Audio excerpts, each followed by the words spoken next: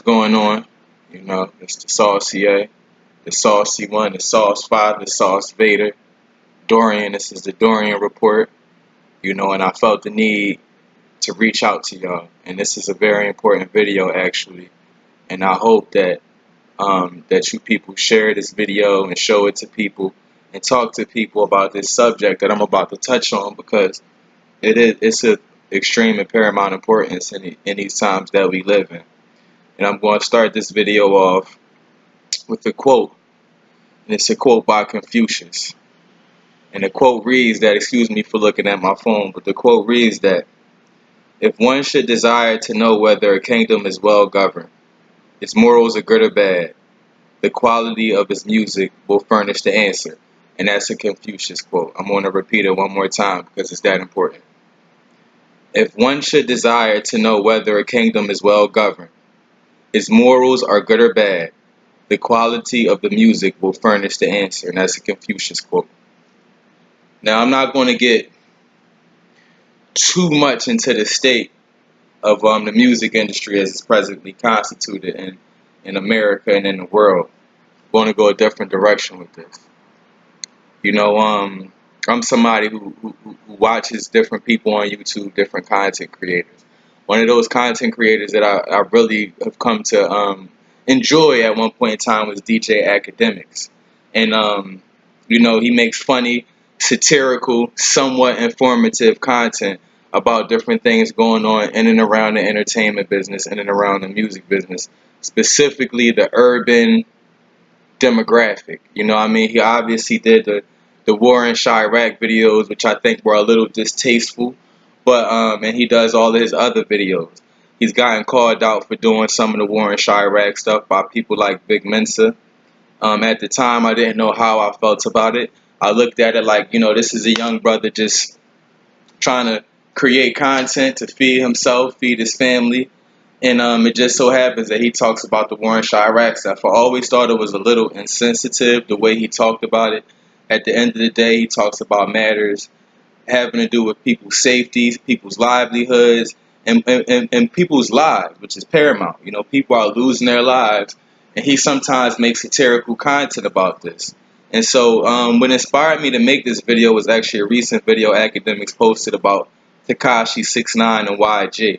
And I've come to the certain conclusion that, you know, DJ Akademiks is profiting off of negativity. He's profiting off of violence and the proliferation of negativity, and he's joking about it. You know what I'm saying? Whether you look at Tekashi 6ix9ine, essentially, DJ Akademiks is Tekashi 6ix9ine's public relations. He's his publicist. That's essentially what he is. DJ Akademiks has almost 2 million subscribers now. When I first started watching him, he may have been around 300, 400,000. And obviously, he did the Complex thing with Joe Budden. He's had confrontations with people. I do feel like sometimes he's unfairly scapegoated, and a lot of the beefs that rappers have with bloggers are put on him. But make no mistake about it, and DJ Akademiks, I hope that you are able to view this. You know what I'm saying? Because I'm not like hating on you. I'm you could say I'm imploring you. You know what I'm saying? What I'm trying to do is I'm trying to implore you to understand and to overstand how serious what you're doing is. Essentially, art imitates life and life imitates art. And in that cycle, one becomes indistinguishable from the other.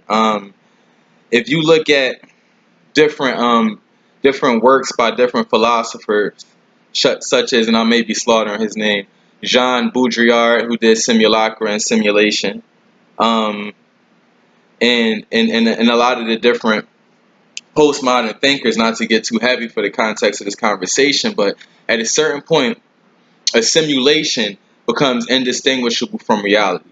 And that's kind of where we're at with the music business. If you look at it, you know, now in 2018, we have a culture of, you know, I guess clout chasing and the chain snatching and, you know, all the different things like that are indistinguishable from entertainment. And you have somebody like DJ Akademiks who's providing a commentary on these things. I'm sure is how he would describe it, but he's not providing any insight, and he has a satirical comedic tone about it.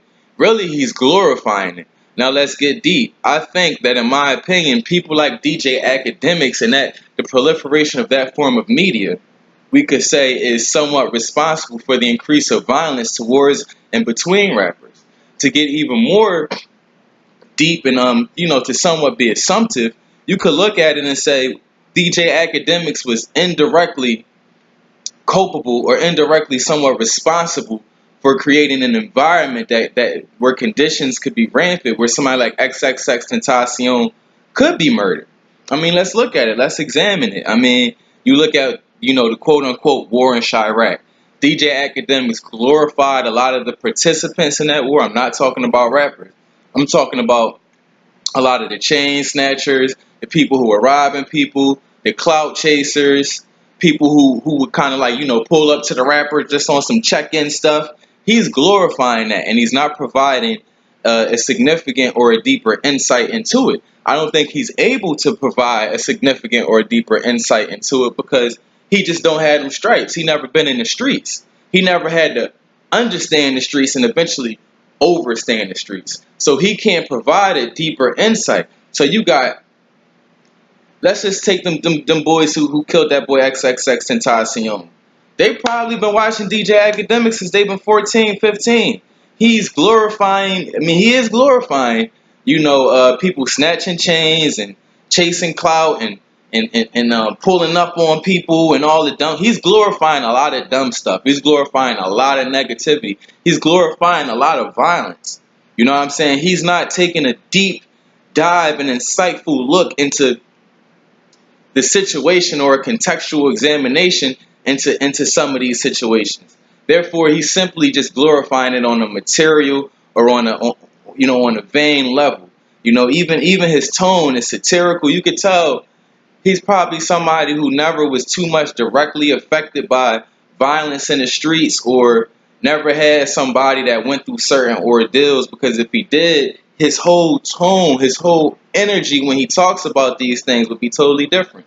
The video he did talking about YG and Tekashi 6ix9ine, you know what I'm saying, it was a perfect example of that, because at the end of the day, YG is a real dude. And one thing I have to say, I was fortunate enough to have the experience of meeting YG, and he's a good brother. He truly is a good brother. I have a funny YG story that I may tell one day, but that's neither here nor there. He's a good brother, and you sitting here, and I know, he said one thing and 6ix9ine said the other thing, but you don't have to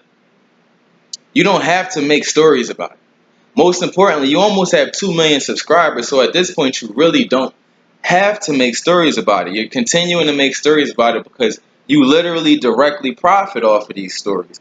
But you're not considering the fact that there's violence perpetuated between black and brown or Mexican or whatever people associated with these stories.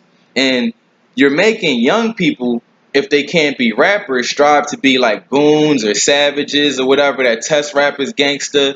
And then you got Tekashi talk about test my gangster, test my gangster, test my gangster.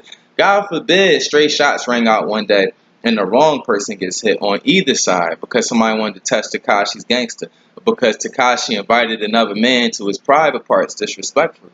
So the point of this video is I'm hoping that DJ Akademiks or people who watch Akademiks could see this and understand that essentially what DJ Akademiks is doing is the same thing that the Vibe and the Source did with Tupac and Biggie in the 90s. He is profiting and he's growing his circulation and the interest on him off of drama. Off of, fuckery, off of negativity, off of violence. He's glorifying it. He's causing it to proliferate, and then he's simultaneously encouraging young people who may be disenfranchised, who may not have opportunities, etc., etc., etc. We know the sociological story behind this, to engage in those behaviors, because I'm quite sure they've seen other people who have been glorified and recognized by media platforms such as DJ Akademiks for engaging in those behaviors. So what I'm saying is DJ Akademiks and the like, the way that, be very careful on how you cover these stories and in the attitude and even the tone that you have towards these stories, because you're making violence more acceptable. You are desensitizing our youth and our young men to violence. So as always, this is Sauce Vader, the Sauce Father. May the sauce be with you. Stay blessed and stay up. And I hope that this is received by everybody in a right and a positive light.